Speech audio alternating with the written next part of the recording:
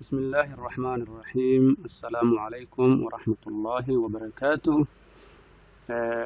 casharkani wuxuu la socdaa casharkii 8 iyo 20aad ee aanu shalay soo dhiganay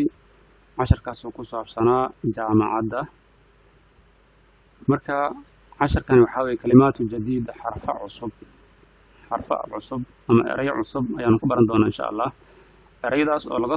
soo dhaxulay casharkii dheeraa ee aanu soo qaadanay qaybta koowaad waxa weeye rawdatul atfaal waxay noqonaysaa beerta caruurta lagu xanaaneeyo ayaa waxa loo yaqaanaa rawdatul atfaal madrasa waxa loo yaqaanaa school madrasa caadina waa la yiraahdaa schoolna waa la yiraahdaa madrasatul ibtidaaiya iskuulka hoose madrasatul i'daadiya iskuulka dhexe madrasatu thanawiya iskuulka sare marka saddexdii marxaladood ee iskuulka hoose dhexe iyo sare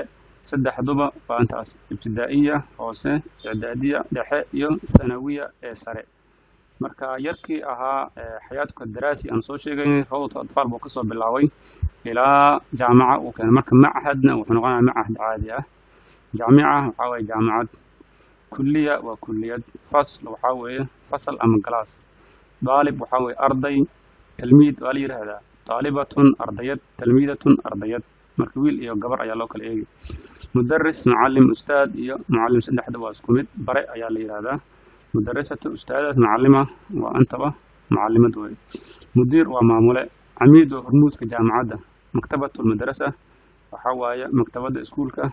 tamriin waa layli najaax waxa weeye baasid ama qof markuu guuleysto imtixaanka rasuubna waxa weeye markuu dhaca nidaamna waa nidaamka u degsan jaamacadda waajibaatu manziliya waa shaqo guri ama homework cutla fasax weeye casharkaas intaas way ku egyahay wuxuu la socdaa casharkii